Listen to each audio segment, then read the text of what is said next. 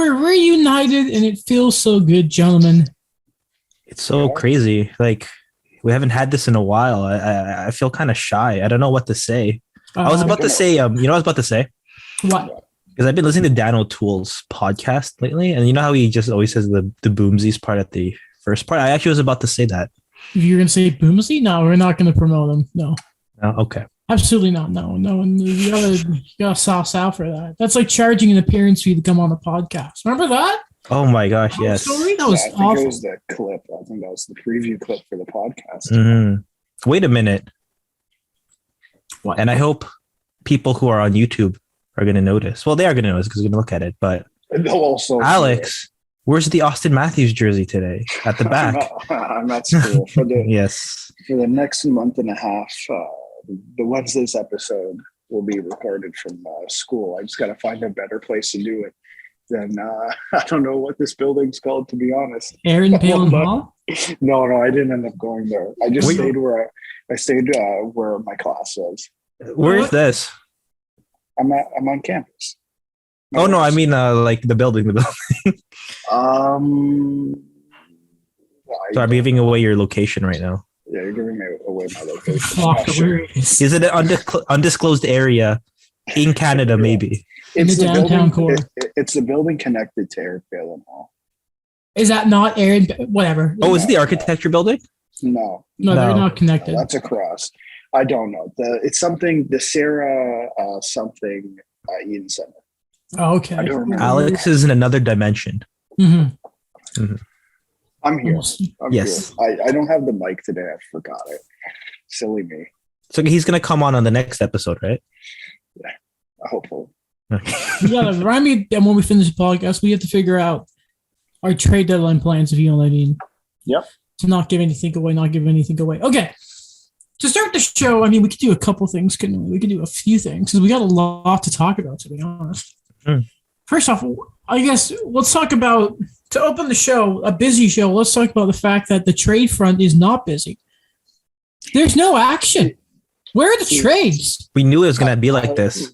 I take it with a grain of salt because, yes, it's like a bad thing because we don't have content. Well, we have content. Well, we're always good with coming up with content. But at the same time, you know, every time there's a trade, I always feel bad for Duffy and Merrick because they're hosting the trade deadline shows. So I kind of always feel bad for them when a trade happens before the deadline. So maybe this is a good thing.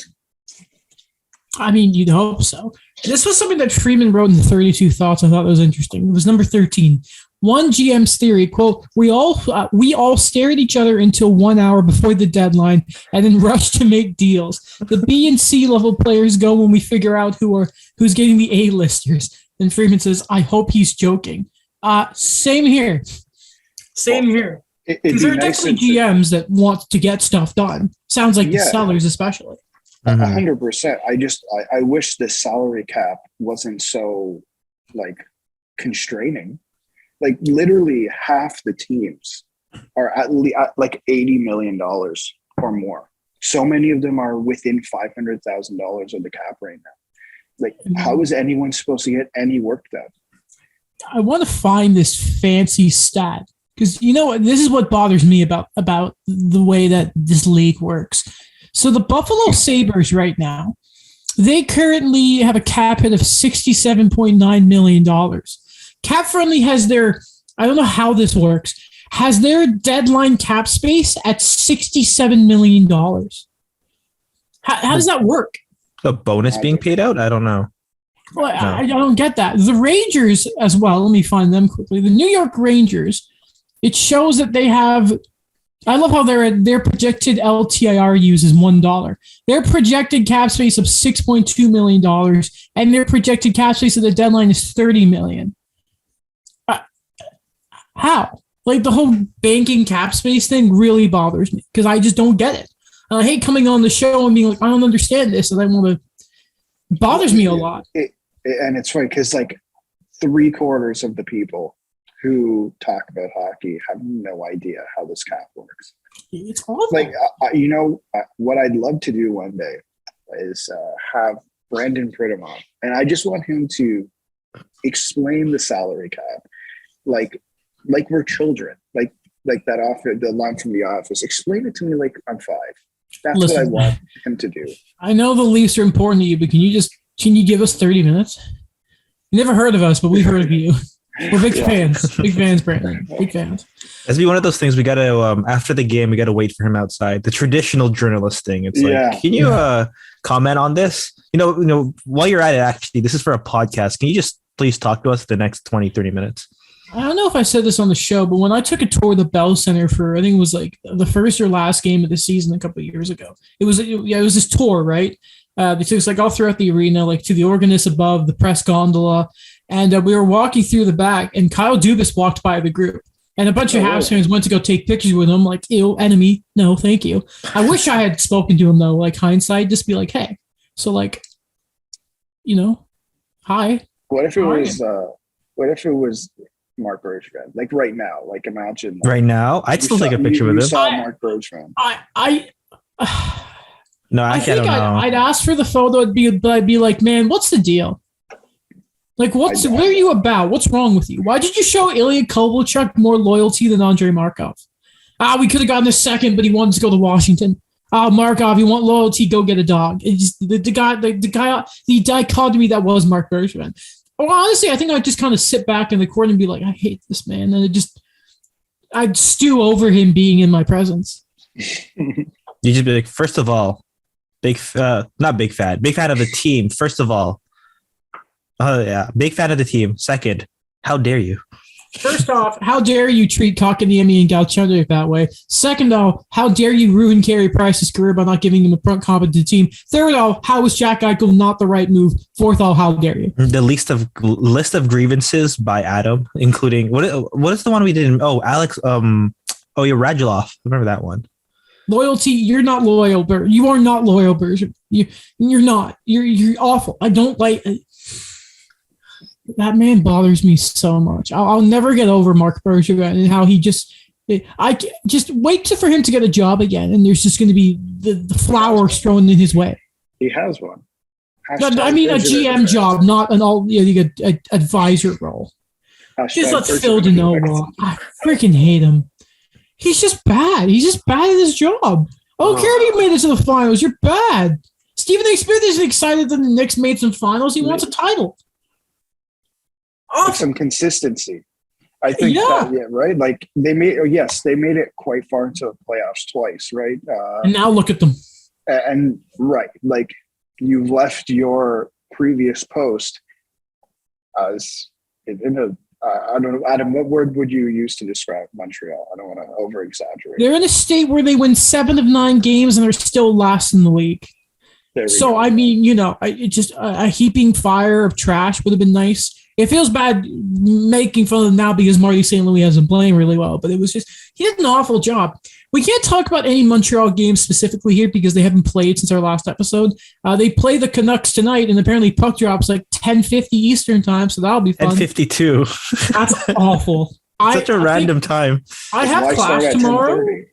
No, it's because why start at 10:30 when that's what you tell everyone you're going to do? It's awful. I have class tomorrow, but at like 2, so I can sleep in a bit. But normally I have my Friday class is asynchronous, so I like to get my Thursday and Friday stuff done on Thursday, so I have a long weekend to myself. But it's going to be that much rough to get it all done because I have this stupid game. Okay. Good student, by the way. Sorry? You're such a good student, by the way. I don't know. I'm like a deadline GM when it came to schoolwork. Like right after the podcast on Sunday, give it a few hours and I'm like, all right, it's time to study. I have a big presentation I need to get done for next week too, which is going to be worrying because, it's like 20% of my grade. But we wish you the best of luck. You can do it. Thank you. I'll need Use your podcast voice for the presentation. So the parable of sower. Lauren's character is this and this. Anyway, looking else in Montreal, what can we talk about here? So Eric Engels is speculating that there could be a Brett Kulak market. Obviously, I don't know if it was episode with Alex, the episode with Daniel, or the last time we were all three together. But I think one of you asked me about the idea of keeping Brett Kulak and extending him, and I was all about that. But what I just kind of realized is I don't think I got your two's opinion on it. So I thought we could maybe open with a bit of Brett Kulak. And, of course, later in the show, we're going to talk about Matthews and the season he continues to have. We're going to talk about Igor Shesterkin, Cale Makar, Kessel, some milestone funny business there. Alex Ovechkin, Ty's Yager, all that type of Jason Robertson we want to talk about. All that's going to be a little later. But what about you guys? Would you keep Kulak around, or are you going to see the try and trade him at the deadline? We're almost there, by the way. I think for me, it's really going to depend because he is doing so well under Marty St. Louis, like a lot of guys are right now. Yeah. And I just want to gauge the market. Like, it wouldn't be a bad thing to kind of gauge, okay, is this the highest we're going to have a Brett Kulak right now? And can we get a decent asset for him? I don't know what that would be, like a second, maybe? I don't know about that. He's not right-handed, Daniel. Yeah. Okay. Like, and maybe the grittiness of Ben Sherratt. A decent third and a conditional seventh or something. But depending on what could happen, I think it's going to depend on what Montreal wants to do moving forward in terms of those good locker room veteran guys you want to keep around. How many do you want to keep around? What you want to do, and whether or not this is going to really affect the young guys right now. Because I'm thinking about that's the kind of role Brett Kulak plays. Mm-hmm. I agree with Daniel in a sense. Like, I think it depends on the return you're going to get for him. Like, Montreal has plenty of draft picks. And again, like I think we were having the discussion last episode, you can't trade everyone. You can't, mm-hmm. like, we've seen teams tear it down to the bone. And it takes some time to build that back up again. Mm-hmm. And I know we're talking about Brett Kulak. It's not a significant piece, but still, it's a guy that's around the locker room that to me seems like he's a decent guy. And unless, Adam, you tell me otherwise, unless there's a guy who's going to come in and step into this defense next year, unless there's magically not room for Brett Kulak, unless the return is phenomenal, I don't see why you would trade him. First off, he's significant to my heart. I love Brett Kulak. We all know that. Yeah. We all know that. A man that when I met him, our eyes locked, a firm handshake, a good smile. I remember I told him we robbed Calgary in that trade for you. Renat Valley, where are you? That's the one good thing I've just realized about mechanics and the bleaching of my eyes seeing him in the Leafs jersey is it got Brett Kulak. Love That's it. true. And I mean, he got a Rolex out of it too. Shout out, get over it. I think the big thing when you look at Brett Kulak, and I am biased because I love Brett, is I've been thinking about this more and more because obviously, if you look at, I've talked about this, Montreal's defense is probably going to look really different next year. Joel Edmondson will still be around. You can think Alexander Romanov will still be around. So where's that third spot going? Jordan Harris, we don't know if he's signing yet, but I would imagine a sell to him could kind of be, is there going to be a spot for our defense, or is it going to be part of him signing is, getting a fair shot? Caden Gooley is another big name, but then the sort of side of his, and Eric Engels has been talking about this, is blocking the young guys from coming in too soon, which we saw with Kotkaniemi, we've seen with other young players in the history of Montreal, Galchenyuk being another one. So it's smart to maybe sort of block him or block those younger defensemen and get them more seasoning in the AHL. For me, it's what the number is. I think he makes $1.8 million now. I wouldn't mind a little raise, but I don't know, maybe it's like around like 2.5. I wouldn't hate. And you give him like 2 years, and then by that time, Harris. And we can't forget about Norlinder too. Like their whenever Edmondson's gone, like it's going to be a left side of like Norlinder, Harris. They've got young guys like Jaden Struble. Like there are a lot of left defensemen that are coming into the system. And if Kulak wants to be that stopgap, I'm okay with it. It's just, and he seems like a nice guy. Analytically, he's really good. And I was saying earlier, like in this year, like if there's a smart team out there that's going to get him at a late round pick, but if you're Montreal, do you value him and what he does for those young defensemen for the next few years rather than the chance it is a 5th round pick, for example? If you can get a 3rd, maybe. I don't see him getting a 2nd, but I don't think you can go wrong either option. Because for a fact next year that 2 veteran defensemen in not Ben Sherratt, we know that because of their contracts, David Savard and Joel Edmondson would be around, but maybe you'd like a more versatile defenseman to also be there in Brett Kulak. Fair enough. But I don't think you can go wrong. Daniel, why did you put a thing about Laurent Dauphin here, by the way? Oh, that was part of the article too. That he's just he's another. How did you know it was me? I can tell. Okay, it's just an example of another depth guy that they didn't know what they were doing with him, and then suddenly Marty St. Louis comes in, and this guy, he rejuvenated his career, at least at this point. That he's someone that, yeah, they are the growing pains right now. The team's not very good, but I don't know. It's just an example to me of this new breath, this new I guess like sense of things are going to be okay in Montreal, and I think that's why I put that there. Also, the guy brought up quite a few times. He got traded like 5 times before he found his way.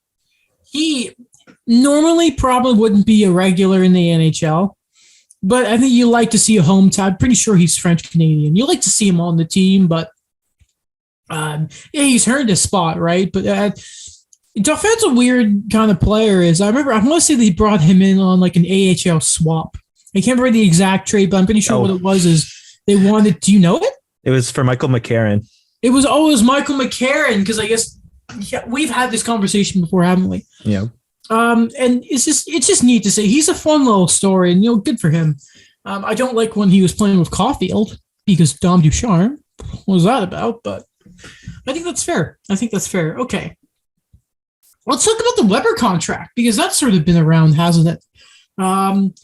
So people have been talking about Minnesota, and everyone, this is really funny, everyone caught on later to the rule that Alex remembered right away about that you need to actually activate the player, then put them on LTR. So first off, shout out Alex for remembering the information about that.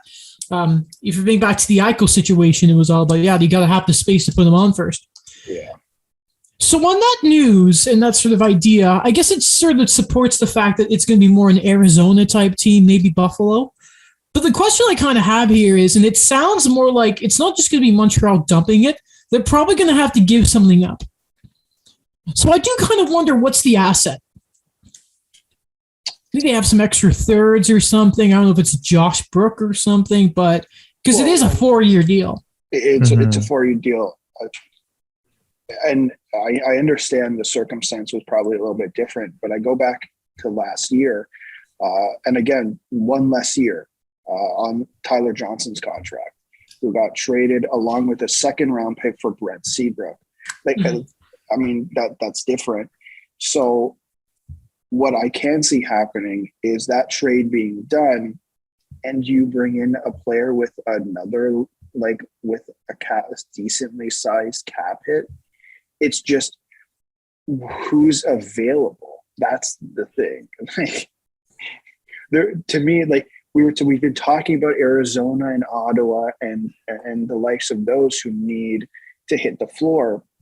But did anyone really have trouble hitting the floor this year? Well, I think the only team that was getting really close was Ottawa because they had to wait for Tkachuk. And they have a bunch of guys to re-sign this year.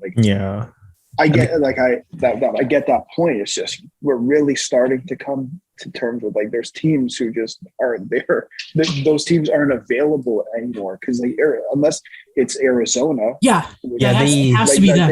It has to be them. That's the only possible thing because they have no contracts. If they trade Chikrin, Weber would be their longest churned defenseman, and he's not playing. So it has to be. It feels like it has to be Arizona, and it's going to happen. And we know it makes sense because they're going to. It feels like have trouble bringing guys in. I know people talk about the atmosphere, but they will not. They will not have the facilities and resources that other teams are going to have because they're playing in the university. Yeah, the only other team I can think of off the top of my head, and it would be an interesting situation to look at if it happens, is Detroit, but I think they're a lot closer to contention, and I think they're going to have the guys that they want to resign, maybe make a big splash in free agency. That why would they acquire that large cap hit? It's just an option, though. Seider and Raymond are going to cost you a lot of money. Yes. Right. A lot of money. Seider is so good. You know what I love about Moritz Seider's game, by the way? What's that? The man can hit. He's the second coming of Cronwall, but better. I love Moritz Seider. Oh, he's so good. He's so good. I would die for him to be a habit. Never gonna happen. Never gonna happen. So You know I what he think is? Montreal. Sorry, I just realized he could be a German Chris Pronger. Indeed. Yes. That makes a lot of sense. I was wondering where you were going with that. Yeah, I was thinking about it. Montreal needs to start losing games because Seattle are starting to catch them in the standings. Them and Arizona. So, Seattle, kind of mad you didn't win yesterday. A Jared McCann hat-trick game-winning goal was written in the stones, and you blew it. And speaking of that, we can go to the Leafs. Back-to-back games against Columbus and Seattle. They were both blown leads, as I think Daniel lovingly pointed out on the talk. That wasn't me. But I don't know who tweeted this. I wanted to laugh a little bit, but it was like show the Leafs. I think it was. Oh no, I never mind. I'm not going to say who it is because I think this person gets picked on a bit too much. But it was like you have to show respect to the resiliency of the Leafs for winning both games. I don't want to rag on them too much because I think we need to have a conversation about how good Austin Matthews really is. But I don't know if resiliency is a word for beating two teams you should be beating, no problem. I'd really like to know who said that. I'll let you know. Okay, tell me after the episode. For me, Columbus, okay, that's understandable because you know how they are that type of team where they could come out of nowhere. Like they're still technically above 500 and they have a solid group. It's just Seattle that's the one that got me where this is a team you should have kept the lead against. They're fighting for last right now. Like they have 2 games in hand over.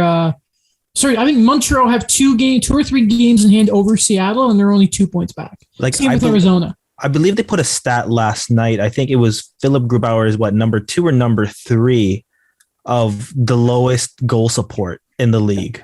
He is. I wish I had paid more attention to Seattle's games, like the details of it, because I think his save percentage has been below 900 in more games than any other goalie this year. And go ahead, Alex. Sorry. No, go ahead.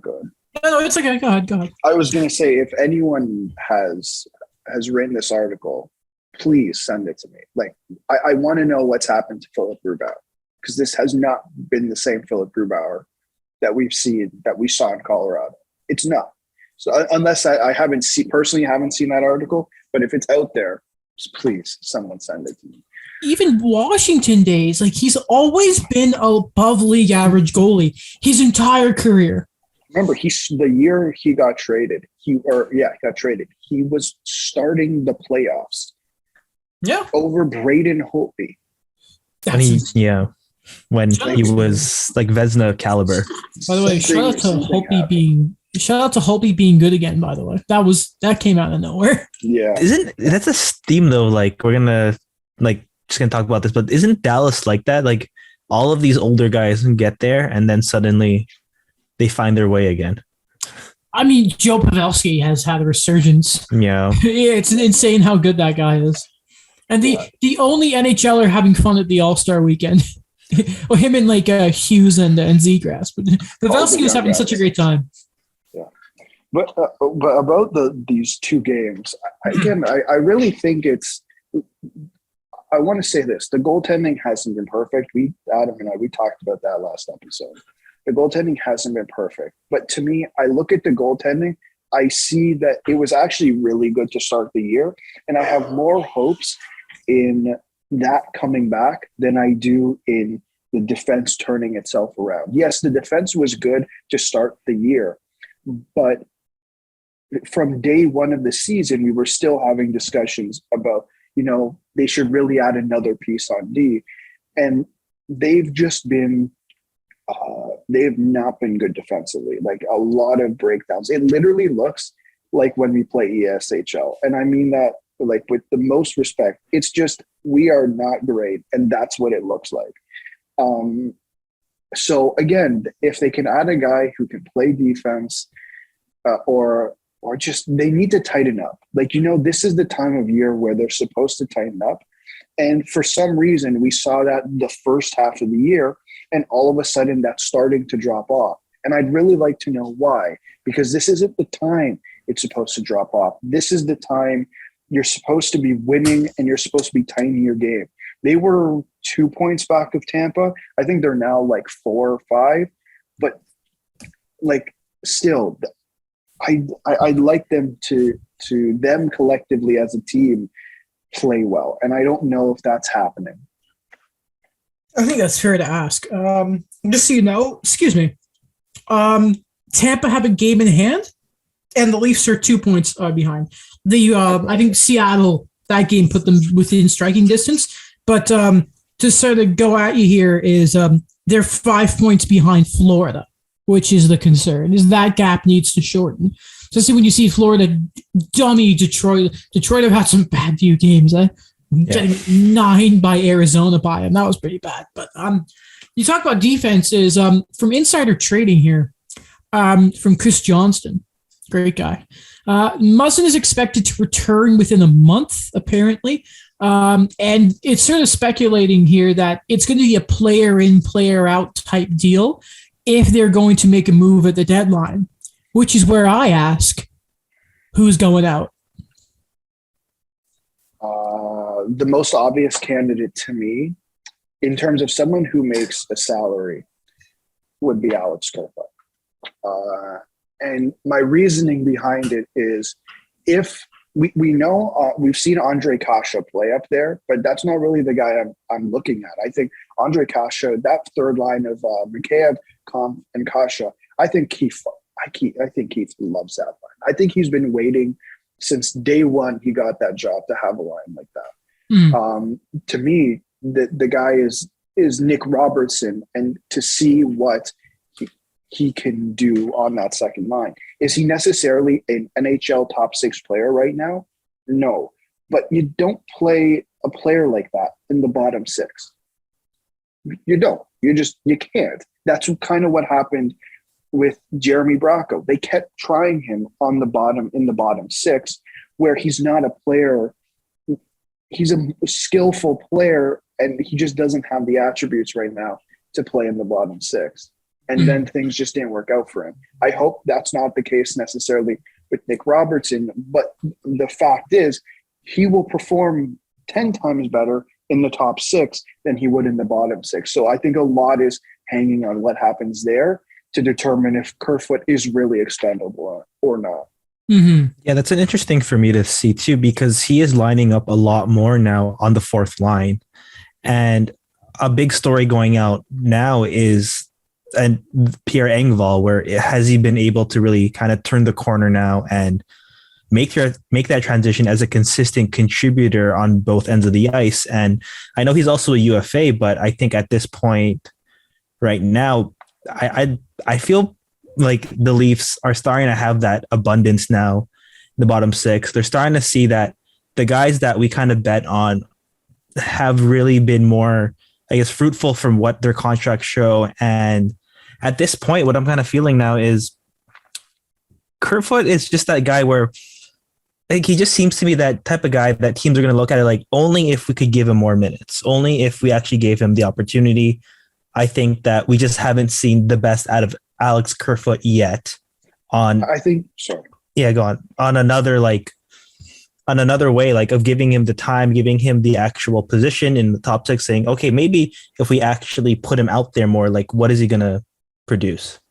I think that's a really good point, because we have always have that discussion about Alex Kerfoot as Leaf fans. Personally, he didn't really work as third line center. There was never that time where it clicked, but his best performances, for whatever reason, were when he's playing on the left next to Tavares and Nylander. And I get that he's playing with better players, but he was their second best forward last year in the playoffs, on the second line next to Nylander, and I don't remember who their left winger was, but he was playing center for that line. So that's a really good point. Was it Galchenyuk?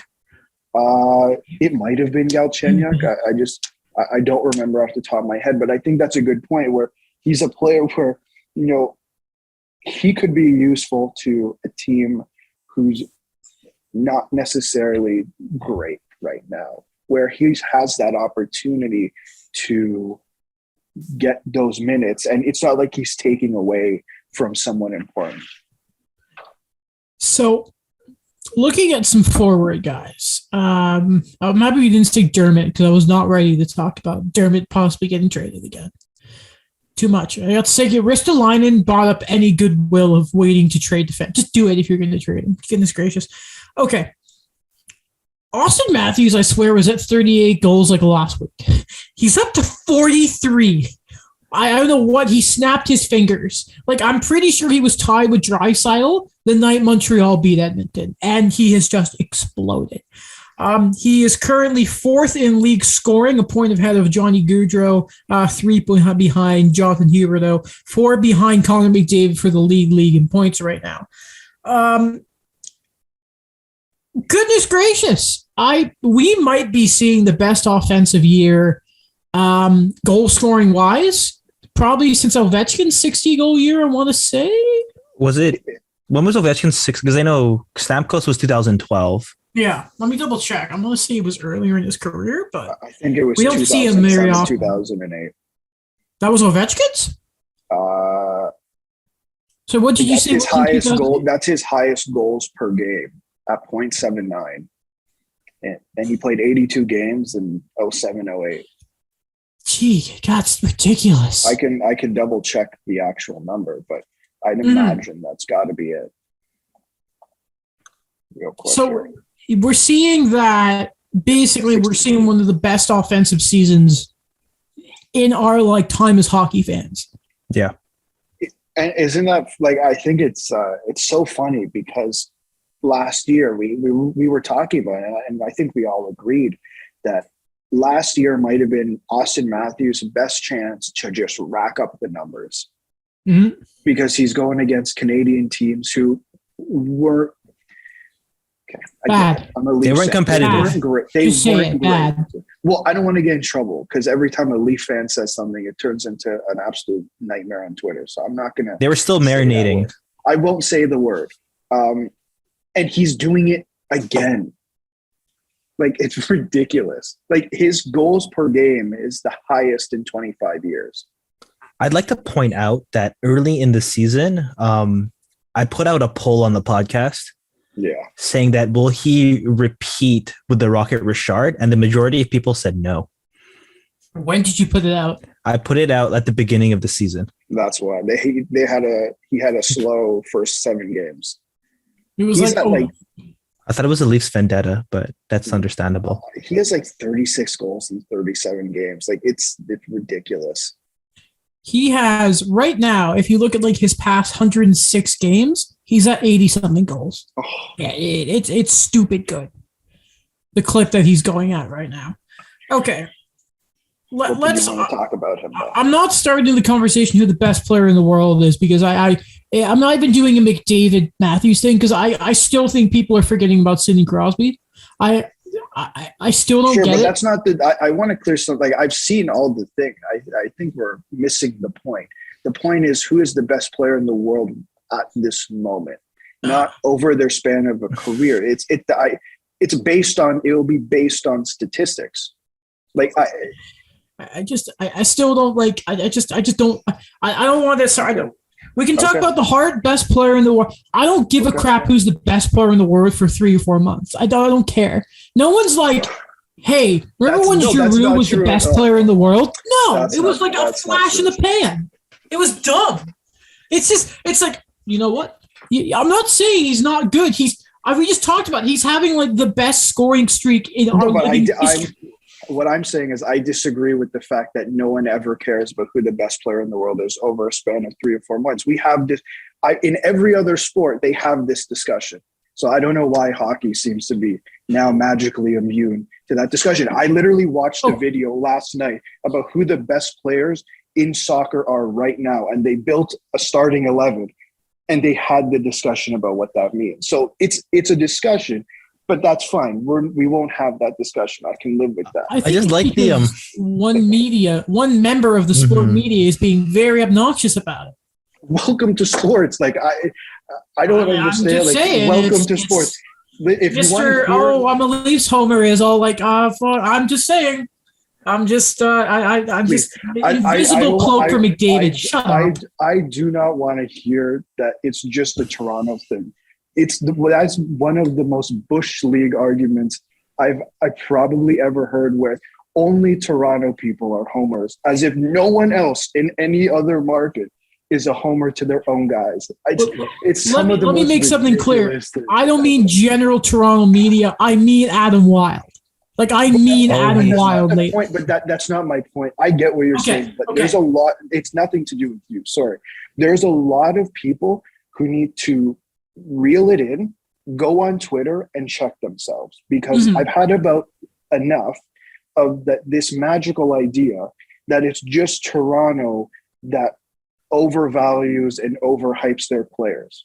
I can go on Twitter right now. Give me 5 minutes. I'll find someone from Montreal. I'll find someone from Ottawa and Vancouver. 5 minutes. I guarantee you. I already have one name in the top of my head. Alex, so are you saying that we are currently living at a time where the two greatest Leafs ever are on the same team? I saw that tweet. I saw that tweet. I think there's an argument to be made for sure. But that's my shtick. I know. I was just mentioning. I have a problem with the idea that it's only Toronto who overhypes their players, as if no other market does it. It's just more Bush people League, because it's a bigger fan base. It's Bush League and it's lazy. It's probably go watch CNN. That's how much. I like that. I like the easy thing you mentioned. That's how much critical thinking you're doing. Go watch CNN. You know why Lakers fans always getting crap once a year? Because they give their players and their families too much crap. It's because it's the Lakers. It's a big market with a big team. It's just here's what I've had a real problem with the past couple of weeks is the Hart conversation. It's normally kind of frustrating, but this year I think it's really grinding on my gears, because I look around the league, right? And you see, when your team is as bad as the Habs have been, your eyes open to the rest of the league. Cale Makar is on pace for 30 goals and 90 points. I think his points to start his career are some of the best offensively for a defenseman ever. I look at Shesterkin. We were at he's on a 9. I think he's up to a 942 save percentage. I used the word mythical to describe that last episode. It's beyond that. It is a mythical Pokemon. It's trying to move the truck in Pokemon Red or whatever to try and get the Mew that's not there. That's how it's missing for all you know what I mean? Pokemon references. He's been that good. I just look around the league and I'm like, can we just pay a bit of respect? Just to my boy Cale Makar. Here's how I see the Hart shaping up right now. It's Matthews and Shesterkin are the two at the top, and I think Cale Makar should be there. And Sidney Crosby not too much far out, because it's Sidney Crosby, and his numbers since coming back from injury are insane. And it's Sidney Crosby. There is I don't think there is a more important player in history than Sidney Crosby. Whoa! So we've completely taken Connor McDavid out of the conversation. Okay, I feel bad about that, but compared to those guys, I don't think he should be there right now. Is he far down the list? No. But it doesn't help that Ken Holland will not get him a goaltender. Oh, please don't even get me started. Which we can get to later. But the only need is just But you make a good point. You make a good point about we should be talking about other things. Again, if you're listening to sports content and you only want to hear what you want to hear and are not interested in debate, I tell you again, go to CNN and go to Fox, because that's the amount of critical thinking you're doing. Go there. You'll get it. You'll hear what you want to hear. Just pick a side and you'll hear what you want to hear. I'm interested in having a debate. I think, and I know we're going to get to the Michael Bunting stuff too. I think there's a legitimate case that I can make an argument for Austin Matthews as a Hart winner. Oh, 100%. Yeah. 100%. I know, but I'm just saying there's people obviously, not you guys, because we're critical thinkers. I just see it. We try. We try. We do our best. Oh, God. Yeah, let's go. Keep going. Sorry. There's just the talent around the league this year is insane. Yeah. And despite the playoff race, the gap in the West is starting to form. The math is starting to not look good for Edmonton. It's not critical like Winnipeg and Vancouver, but it's starting to get there. Dallas are picking up. Nashville are there. Like even Vegas might hit the wild card at this point. I was having a good look at the standings today. Like I just wish sometimes that, and this is a criticism of sports and who are the national rights holders. And again, I've said this before. I understand why the Leafs are the main topic. That doesn't mean I don't have to like it. Or that doesn't mean I have to like it. I just think they need to do a better job of representing the entirety of the league because I don't like that we don't talk about Cale Makar enough. He's just really good. You know what I mean? Carolina has not been talked about. No one's talking about Tampa Bay. And imagine if you were in the 90s and no one was talking about Michael Jordan and the Bulls. It's just, no, you give respect. Like, I'm not saying Steven Stamkos and all those guys are Michael Jordan, but you know what I mean? It's just, we got to talk about the champs here. We got to talk about the champs to grow the game. No offense. I don't care about a hockey feature in Belleville on a Monday. You know what I mean? I have a fun fact, by the way. What? The Lightning management, when they drafted Vincent Lecavalier, they called him the Michael Jordan of hockey. No. Yes. Man, side note, how funny is it that all these GM openings happened and they still kept Matthew Darsh? I can't stand it. I'm going to say it now. John Cooper is going to get screwed of another Coach of the Year award. He's going to get screwed. It's ridiculous. Who's the guy get? Let's not go too much. Too much out here. I like to change mine, by the way. I'm sorry I said Bruce Cassidy. I'm sorry. I want to change that. Who did I say? Oh my God, Jared Bednar. That sounds right. I believe. Yeah. Because we had the discussion about it after the podcast. Like, okay. You're Jared Bednar. I'm John Cooper. Oh yeah. I remember. Neither of us will move from that. John Cooper's going to get screwed. They're going to finish first in the division, lose their entire third line, and still not win. It's the argument of the back-to-back Cup champ coach versus the guy who has like the best regular season winning percentage over like 3 or 4 years with Jared Bednar. It's just it is the two best coaches in the league, and it's going to be neither of them because it's going to be Daryl Sutter or Gerard Gallant. I saw people talking about that. I'm like, no, don't do that. This award's a joke. Igor Shesterkin's going to win some hardware for his team. He probably shouldn't. Like, honestly, there was a point where like it looked like Chris Kreider could have won the Rocket. I think Igor Shesterkin should also win the Selke. That's how good he's been. No, that's a true Lehkonen. How dare you? What's the tradition, though, with the Rangers? Like, this is funny to me. They draft superstar goalies in the later rounds. Mm-hmm. And then when they're ready to play, they never give them any support. It's weird because they have Panarin and they're getting it, but it's like Strome hasn't had an amazing. It doesn't help that, Sammy Blais and all those guys are down. But man, if they make a big splash at the deadline, like a Lehkonen or something, if they play Pittsburgh and them in the first round is going to be very interesting. That's a very fun thing to look at. Okay, so let's talk about the Calder. I personally will make it clear. I don't want to sound completely anti-Leafs here, but you guys know all year I've been with Moritz Seider because I'm impressed at what a young age, what he's able to do and come in as a defenseman. You've slightly convinced me because this is a funny thing. I think I was just kind of during my lunch break today. I don't know why I was doing this, but I started watching a lot of old TSN draft content on players getting drafted and what their comparables were. Mm-hmm. And what do you expect out of these guys? And the big one I looked at today was 2014. And the expectation was Aaron Ekblad being this franchise guy, and then people kind of railing on him because it didn't show up right away. And then people reminding everyone else, like a lot of like people were also reminding them, like especially Tampa fans, like, okay, what about Victor Hedman? Everybody thought he was a bust. And then suddenly this guy becomes like the prototypical defenseman you want. And it's just that example of there's these big guys, there's these guys that have that 200-foot game, and it takes time to develop. And I think what you've said about Moritz Seider is the fact that it's been showing up in two ways. He wasn't a guy that was expected to go sixth. And then he was also, he's only 21 right now, and he's already showing it. So for me, I'm getting slightly a lot more convinced now about, this guy should probably win the Calder. Now, and let's talk about the bunting side of it, because I think he now leads both rookie scoring and goal scoring. What doesn't help his case to people is he is literally on the margin of qualifying. Like, I don't think it's just he plays with Matthews and Marner, because people had that thing about Verhaeghe on the top line, and I don't think that was fair.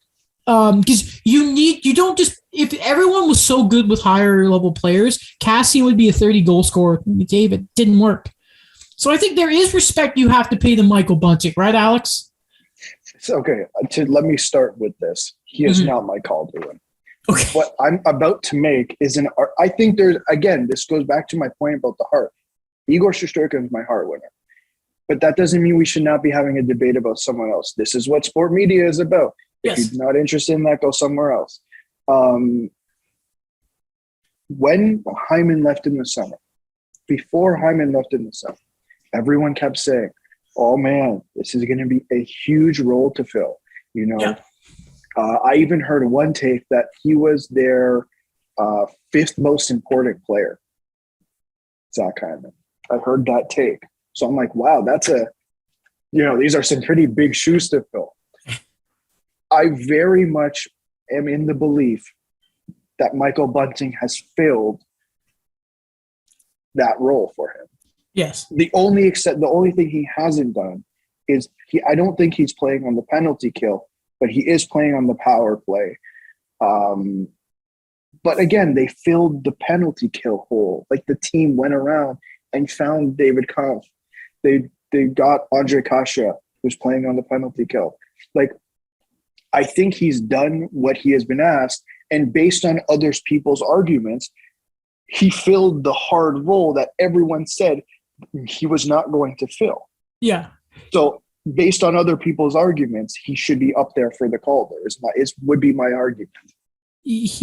First off, credit to Kyle Dubas here. Sometimes filling a need by committee doesn't always work, but what he's done is all those. I remember saying in the offseason, the Leafs aren't going to be as good as they were last year, and they've been better. And a lot of those signings that Kyle Dubas made have strengthened the team. And filling Hyman's defensive role with Kasha and what he's able to do on that third line. And then there's always that argument of what if they put Hyman on the third line and what that does for depth. But it takes away from the first line. Well, Kasha and I have sort of taken care of it. Mikheyev gets scoring a bit more, and we're good. Same price. Yeah, how funny is that? And not disparaging Zach Hyman. He was a great player. Not at all. And Edmonton are lucky to have him, but then again, there's so many problems on that team. They're not utilizing their best players properly because they can't get the save. Anyway. He's not the issue in Edmonton, I promise you that. No, he wasn't. He's one of the positives. See, I look back, I don't think Panarin should have won the Calder. Shouldn't have, because he is playing in the KHL for God knows how long. I don't like that Kaprizov won it because he was playing in the KHL for how long. Bunting isn't quite that, but he's been playing a lot of North American pro hockey, and he's 26. That's not old man hockey, but he's already in his prime as a player, still developing physically and all that, or he's at the point as a player where physically and that he will always develop. Sorry, let me say that one more time and try and get it right. He is in his prime and he will probably not develop physically, and he's sort of like that. But, and again, there's credit for being a rat bastard who can play on the top line in Toronto, and he's done excellent at it. Not everyone can, but he has. He embraced it very much. You have an issue with the rule. Yes. I think, yes. I don't know why. Again, we had this discussion about Tampa Bay. You're upset at the rule. You're not upset at the team. It's that simple. Yes. I don't know how else to say it. Well, wait, I just have a question, because I know that we always talk about goalies being different. So if Alex Nedeljkovic won last year, would you feel the same way? Because it's the same draft year as Michael Bunting. See, that's a very good question now, Daniel. That's a very good question.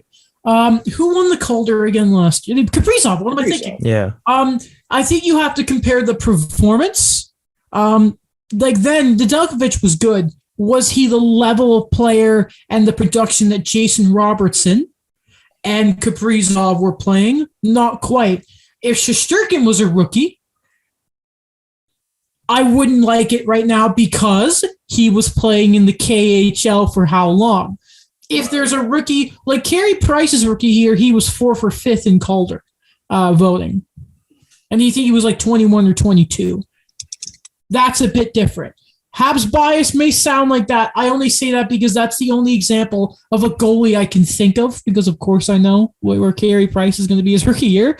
But I think you have to look at the performance. I don't know Nedeljkovic's exact stats, but looking at what Jason Robertson and Kaprizov did, it's a bit difficult. And again, I still think it should have been Robertson because of how young he is. By the way, side note, how good has he been? Back-to-back hat-tricks over the weekend. Same weekend his brother scored his first regular season goal. That's another guy we aren't talking too much about, is how good Jason Robertson is. It's a big thing right now for Filipino hockey players and hockey fans. So I am very happy. I thought that'd mean a lot to you. Yes, that's thank you. That's the big reason I put this on the dock. Anything else on Calder I wanted to just mention? I wanted to make sure we got a word in for Robertson, but anything else on the Calder we want to touch on? Not on Calder, but man, Dallas have their guys. Dallas have their next guys coming up. Like, did they prove us wrong in the last 2 weeks? Oh my goodness. Man, oh man, no, like they might be screwed right now, but their guys are coming. Think of it like this: Jamie Bennett's washed. Yeah. Tyler Sagan's body has caught up with him, but they have a great young core for the future in Dallas, and that is what's going to be nice. And I think it will help having a guy like Pavelski around if they re-sign him. Yeah. And I don't think if Jamie Benn is going to be, the worst sort of guy that that's a guy that his play style you'd like to see in the playoffs. You know what I mean? The sort of big body bruiser. Excuse me. Man, But it's a long contract. Him and Sagan. Yeah. Long contract. I know. But Sagan has 6 more years. Ben has 4. And what? Ben's like 9.5. Sagan's what? 9.8? 9.85. Oh my goodness. Oh, that's bad. Oh, that is not great. I know Sagan, he doesn't have a great year, but it's like, man, it's tough. It's tough. Okay, I wanted to do something unless I'm forgetting something on Toronto that we haven't mentioned. But I think we're good. Just quickly looking. We kind of touched on Robertson. Shout out to Daniel being upset that that Jared McCann did not get a tribute video. That was played a little bit too much on the 2 days leading up to that game. It was the bar down thing was funny, but I'd like to say Domlish isn't liked my tweet, by the way. I saw that, yeah. Yes. That was good that you loved his time in Toronto. The 72 hours. It was fun. Okay, so we talked about the Hart. I mentioned to Alexander Ovechkin, who has tied Jaromir Jagr's goal record at 766. Next up, Gordie Howe at 801. Then after that, 894 for Wayne. So if Ovechkin keeps this up, he'll probably pass Howe next year. And then the chase is on. He nearly had a third goal last night, but he missed the empty netter by that much. Fun game, a lot of high-scoring game. He was getting booed. He was getting booed in Calgary, which, change your profile picture, Alex, please. It's hard to defend you if you're not taking the actions, Alex. I want to believe you. It's also because Jágr is a Flames legend. I think that was a big thing too. That is very true, and we can talk about that quickly. An amazing gesture from Jaromir Jágr. As we know, still playing, legend. Owns the Kladno Knights in the not the KHL, the Czech League. Teammates of Thomas Plekanec. Great year for Plekanec in Kladno, by the way. So I'm just going to read an article here from NHL.com. Jaromir Jágr, the third leading goal scorer in NHL history. Weird that that's the title, not second scoring ever, whatever. And Kladno, the team he owns in the Czech Extraliga, helped raise over $160,000 on Tuesday for refugees from Ukraine who have fled the Czech Republic. The money was raised through ticket sales for Kladno's regular season finale, which was moved from the Q2 Arena in Prague. Moved to the Q2 Arena in Prague. I think I said that, but I'm an idiot. The arena grew a crowd of 14,512 people. 68,000 of that was actually from the NHL, which was really nice. I thought that was a little story. I didn't know this. So apparently Jágr wears 68 out of like an anniversary of when the Soviet tanks went into Czechoslovakia to invade, I think it was. I'm getting the country timeline wrong of different names. Yeah, Czechoslovakia. I didn't know that. I never knew that's why he wore 68. But Jaromir Jágr, I mean, what a freaking rock star. still playing, and just uses his influence for good. That's something Ovechkin should learn from. We love Yager. Yeah, that's so cool. Isn't he playing because if he doesn't, then the team is going to go down. Ceases to exist. Yeah, so he has to own it plus play for them. That's weird. I don't get that. So does that mean but if he owns them, is he not doing the books wrong? I don't know. I didn't really understand the situation. That's strange. That's very strange. But hey, seriously, that's cool for him. Okay, a note on Phil Kessel. The man played one shift last night, then took a charter, which the Morellos actually organized for him, which I thought was really nice, so he can be at home for the birth of his first child. And apparently he wanted to play the full game, and Andre Tourigny was like, no, you go be there for the birth of your child. Yeah. Phil Kessel, ladies and gentlemen. That's awesome. I know things ended weirdly in Toronto, but that guy has a special place in my heart. I like to talk about that though. Like I got pretty emotional where I'm like, everything has come full circle. I think with Phil Kessel, that this, like, I feel like despite what's going on with the Coyotes, it's such a great story. And I don't know, I just kind of feel like our boy's grown up. He's a father. He's a veteran on the team. He's just like not the young and up and coming face of the franchise anymore in Toronto. But I don't know. It just to see his smile, and then we look back on how things were in Toronto, like towards the end. Yeah, I was just so happy for Phil Kessel. As am I, my friend. As am I. Okay. Where else can we go here? Well, okay, so I actually asked the guys if you can get your list of trade names I asked. So the other day, I organized the 32 NHL teams into 3 categories.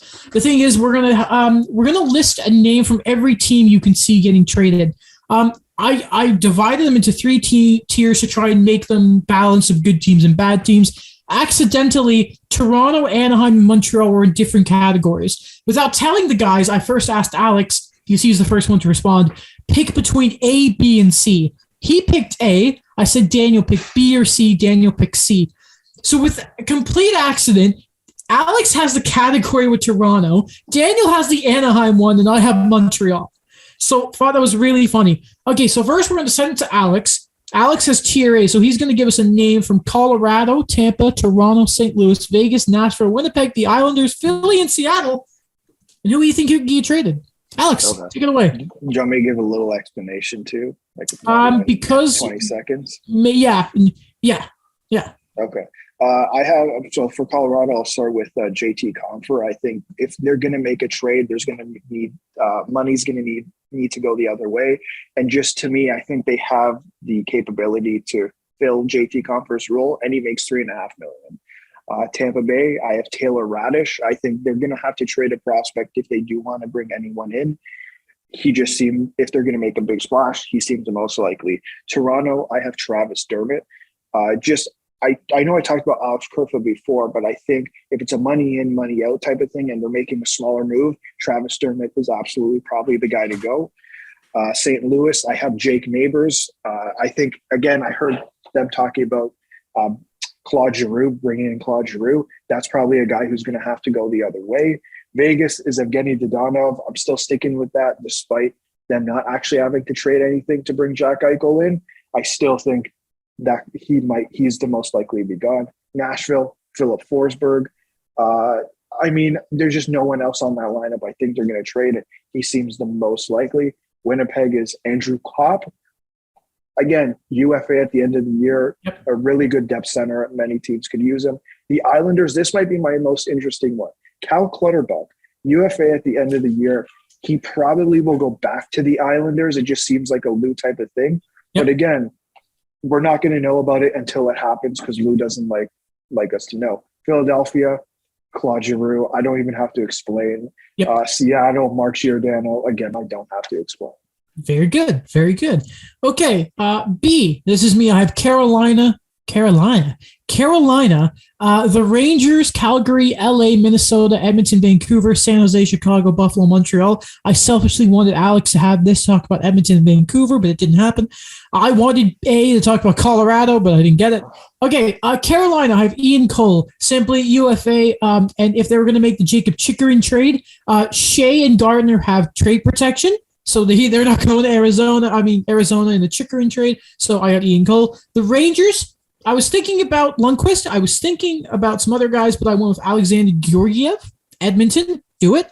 LA, I have Gabriel Velarde because I felt like they've got a lot of young players. He's 22. He's been up and down. Great year in the AHL. If they're going to make a worthwhile move for a real difference maker on defense, I could see him going the other way. I skipped Calgary. Calgary's difficult because they've made so many moves already. I thought about Richardson. No, like to keep him. Guys like that. I ultimately, if they want to make a defenseman, they're going to have to move out of defenseman. I went with Michael Stone, who is always there. Minnesota, Jack McBain. Obvious reasons. Looks like they're going to trade him because he's not going to sign there. Edmonton was really difficult. I decided Kyle Turris because you could get him for some future, like a seventh, and he would be great somewhere else because, I don't know, I want him to do well. Vancouver, they're not trading Miller. It just doesn't feel like it. I end up going with Brock Besser because the RFA, you have some control. I know people are concerned about the QA, but it's Brock Besser. Go get him. San Jose, I do not have Hurdle. I say this because on Insider Trading, Pierre LeBrun reported that there's interest in Jacob Middleton, who's played with Carlson and Burns throughout the year, so I'm going Jacob Middleton. Chicago, Brandon Hagel, he's been out there. Apparently, the asking price is a first-round pick for him. Also reported in Insider Trading. Buffalo, I have Robert Haig, UFA, 6'2 defenseman, who is big. That's it. And Montreal is Ben Chirot because it's Ben Chirot because it's Ben Chirot. I don't need to explain explanation. Yeah. Okay. Daniel, you have Florida, Pittsburgh, Boston, Washington, Dallas, Anaheim, Columbus, Detroit, New Jersey, Ottawa, Arizona. Go. Okay. Good. So for Florida, I said prospects and assets to go for it. So I didn't say who, maybe Jacob Chickering, but Owen Tippett I have there. Okay. For Pittsburgh, I actually have the same thing with them. It's going to be the same situation as Washington, but it's going to be you going to go for it no matter what with that core. So Samuel Poulin. For Boston, they're going to go for center help no matter what it's going to cost. So I think Jake DeBrusk is going to be part of it because other teams would want an NHL-ready guy. For Washington, again, they also go for it. Maybe another goalie, another scorer. But the thing is, they only have $150,000 in cap space. So I think that they're going to retain in getting rid of a Justin Schultz or a Michael Kepney, who are both UFAs. Dallas, I just really didn't know what they were going to do because I had John Klingberg, but looking at what they were doing now, I'm really unsure what they would do. Maybe move a middle prospect and a second to get somebody. Up front, Anaheim, we talked about it before. Hampus Lindholm for any assets you can to maximize that. Mm-hmm. Columbus, I think this is the year they finally make a decision. Jonas Korpisalo goes somewhere, maybe to Edmonton because they can't keep both goalies. Detroit, this was already obvious in the offseason, but get what you can for Nick Leddy. New Jersey, another bad season, but I just feel that it's come to a time that they no longer commit to Pavel Zacha being part of the core moving forward, so you get something out of him. Ottawa, I actually have two right now. So Chris Tierney, if he is healthy, because he is a productive top 9 center. Yep. And if not, it's out of frustration. They trade Eric Brandstrom. Arizona, for me, that one is going to be either Jacob Chickering, but I could also probably going to be most likely Phil Kessel, going to a contending team, and it's going to be 50% retained. Okay, just one question. I missed it by accident. Who did you say for Washington? For Washington, it's going to be either a Kepney or a Schultz retained because to add a scorer or a goalie, they have to move money. Okay, very good, guys. We got through that really quickly. I like that. I actually was intimidated when you guys were doing the speed round, like the way Alex was doing it initially. I'm like, all right, yeah, I got to do it quick. Mm-hmm. I had so many. I cut out some honorable mentions. That's a lot better than the previous trade segments we have tried in the past. Yeah. So I think we return with that later on. Yes. Okay. We should do it for free agency too. We should. Yeah. Okay. This is from Darren Drager on Insider Trading. He's listed some teams that are the primary suitors for Jacob Chickering. We have Florida. Makes sense. LA. God damn it. Boston. It's Boston. St. Louis. And with Scott Perinovich being out for 8 weeks. Maybe it's him or Ben Chirot. Come on, let's go Ben Chirot. Hey, boys, let's go Ben Chirot. Even though I don't think they're going to get a first for him anymore. Carolina, because of course, and Anaheim, which was interesting. Cost control. Yeah, man. And looking at Anaheim, too, apparently there have been no contract talks between Manson and the Ducks because they've been so focused on Lindholm. And then once that's sort of figured out, he'll be the priority after they've dealt with him. That's from Pierre LeBrun. Imagine trading Hampus Lindholm to then trade for Jacob Chikrin. That's gross. I hate the Ducks. And Drysdale's just sitting there like, I'm going to be there too one day. It's like, I love Drysdale. Drysdale's my guy. Man, if I'm LA, I'm all over this. Like, I don't know much about their defensive prospects, but just from my perspective, to get a guy like this in, I don't see why you don't do it. You did remember they were they were one of the teams that were apparently in on Jack Eichel, so they clearly had the assets for it. So they should have the assets to do this too. They have a lot of centers they could trade. Like the way they've been drafting in the first round when it comes to centers is they could give up one of them and they'll be okay. I mean this in the most respectful way possible. I don't think Arizona cares what position they play. They just need bodies. Or just need anything that moves, anything that can pick up a stick. They'd sign us if they could. Oh, gee, and just try and deal this for like future considerations, maybe some cash. I don't know. But you know what? Honestly, if you look at Raquel, you look at Manson, you look at Lindholm, the Ducks, if you look at it, I wonder if they're this year's Columbus. Like, you remember when they shared like Duchesne and all? No, sorry, I'm thinking of Otto when they traded like Stone 1 year. Are Anaheim the Kings makers of this deadline? They can be. I think so. I think because I still love Josh Manson, but I just, it's a realization he's not the same player 3 or 4 years ago. But to have these two guys like Lindholm and Raquel at the cost they're at right now and where they're at in their careers, I think so. I think that this is something that are going to be like the prime examples of what you want to get at the deadline in terms of assets. And, I was holding on to hope up until March about what could happen, despite the fact that they were winning some games, but just do it. Just get the assets now. Fair enough. Do what you can. It's sounding more and more like a buyer's market. That's why I'm starting to lose hope about Chirac getting a first. Unless like St. Louis make a lot of sense right now, because if we're at Perunovic, if they swing and miss on Chikrin, then you're in a tough defenseman. Benjamin Chirot, maybe big vet. You like him. I think you'd like Ben Chirot, wouldn't you? Oh boy. And apparently, I there were some reports about the Habs being interested in Tippett. I can't remember who I saw it from to see if it's legit, but I saw it, and I wonder if instead of it's Chirot, maybe instead of, because I think at this point maybe the Habs would prefer to get a prospect. I think in the perfect world they'd love like a right D prospect because they need one that isn't Logan Mailloux. Because they have so many left-handed defensemen, right? So, like in contract prospects, you maybe like to see them get some righties. But Ben Chirot, or maybe Lehkonen gets them now if that happens. But we'll see. Okay, finish the show. I have a few things I'd like to mention.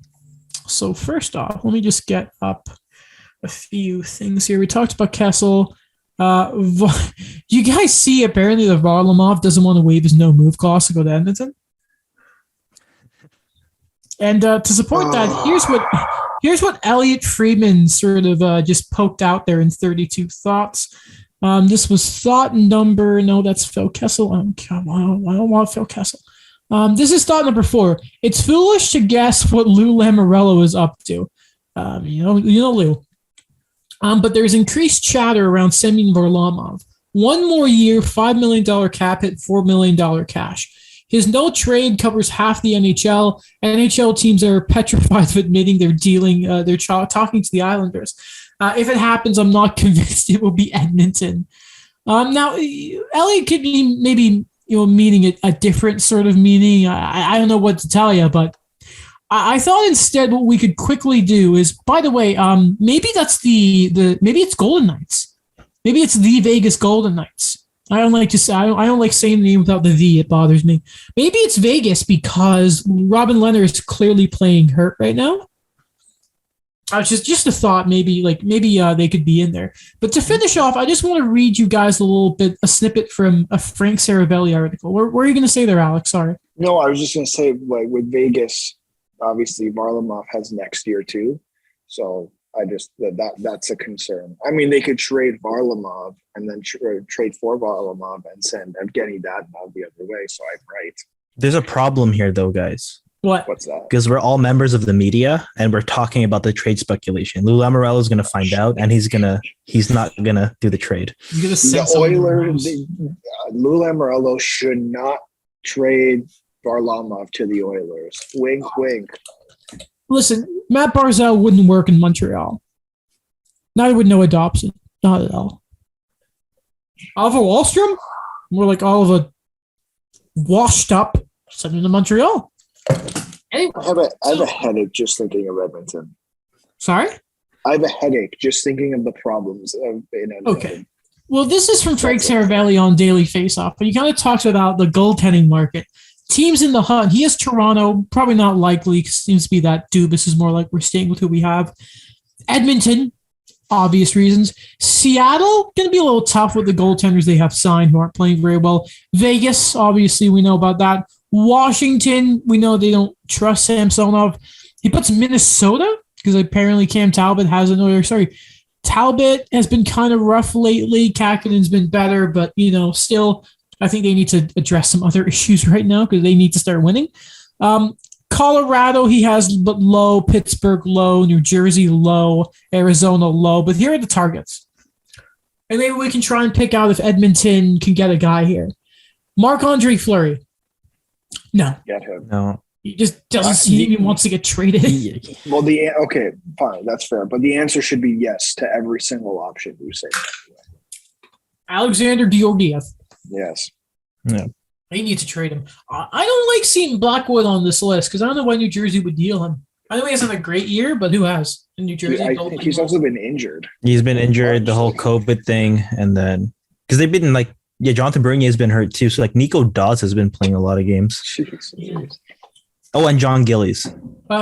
We know they weren't interested in Jonas Korpisalo. Braden Holtby. Yeah, I know, right? Maybe he's just not. He's the most cost-effective goalie on this list. Braden Holtby, it doesn't seem likely now that Dallas would do that. Antoine Forsberg, he kind of puts on here. It'd be really funny if they traded him because they let, what's his name, go to Seattle?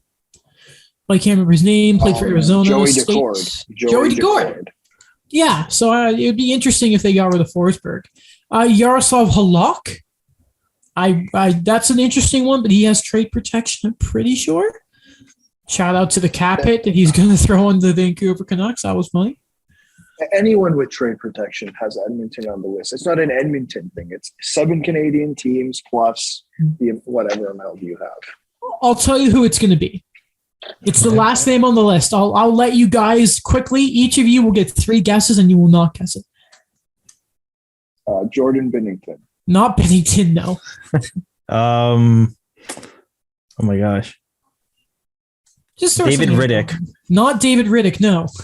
Even though I saw this funny tweet from an Oilers fan saying, it's funny how the one player Ken Holland didn't want to pay. The only player in his career was Jacob Markstrom. He didn't want to pay him. And he's killing it in Calgary. Anyway, no, not. I think you're both the 2 guesses left. Daniel, go. I really don't know.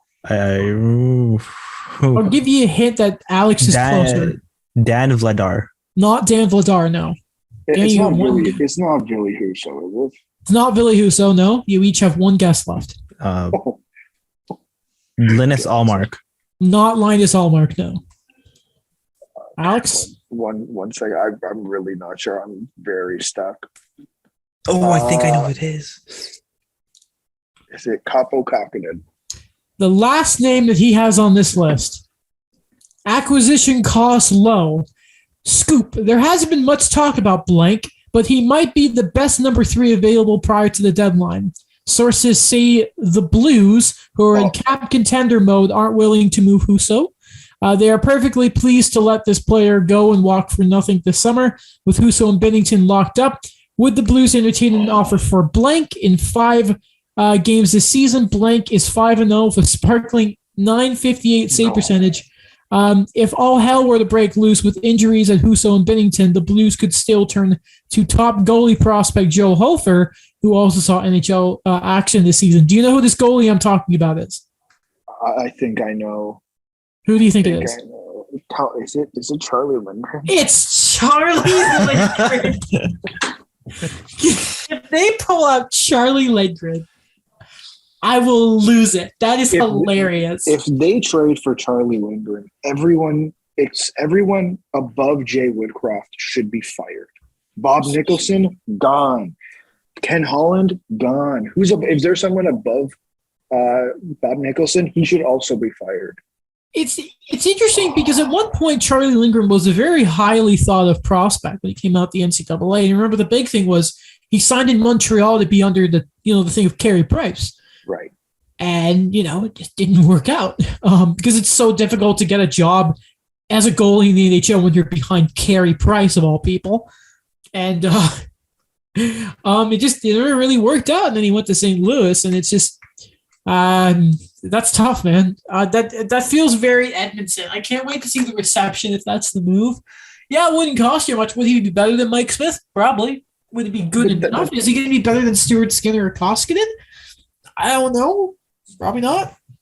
It's such a low bar to be better than Mike Smith, though, right now. Like, Mike Smith right now is not playing well. Evidently not playing well. It is a low bar to say, no offense to Charlie Lindgren, but that ain't it. That's not the move that's going to fix it. It really isn't. Also, keep in mind Edmonton's defense compared to St. Louis's. Yeah. Well, I mean, they leak more chances in St. Louis once they get Ben Sherratt. I mean, Norris Trophy candidate shut down chances. Not the opposite. Ben Sherratt, let's go. Mm-hmm. When we have Patrick on, if we can get Patrick on before the deadline, I'm opening the show with, let's just talk about the legendary play of Ben Sherratt. I'm going to make the bit go as long as possible, and I'm going to post it. We're going to tag St. Louis. We're going to tag Florida. We're going to tag Kyle Dubas 6 times. And with that, that's everything for today. We hope it was a good episode. We'd love to get some trades. I'd love to get some trades. Sooner rather than we want trades. Yeah, and we'll see what happens. Yeah, thanks for thinking. Check out Alex's stuff. Check out Daniel's stuff. Check out my stuff. Maybe there's a Habs season trade line preview coming up. Shout out to Guy Lafleur, Kim St. Pierre, and I can't remember the third person for being put into the Order of Canada. Oh, Lanny McDonald. Yeah, there we go. Lanny McDonald. How is he not? Is there a thingy? How is he not there? Maybe there's a qualification thing, but that guy's been like that. Anyway, congratulations to the 3 of them for making Order of Canada. That was pretty awesome. And unless I'm forgetting anything, that's going to be it for the show. Lads, you know what it means. Check Twitter. See what's going on around the world of the NHL and see if there are any sort of shenanigans. I do not see it.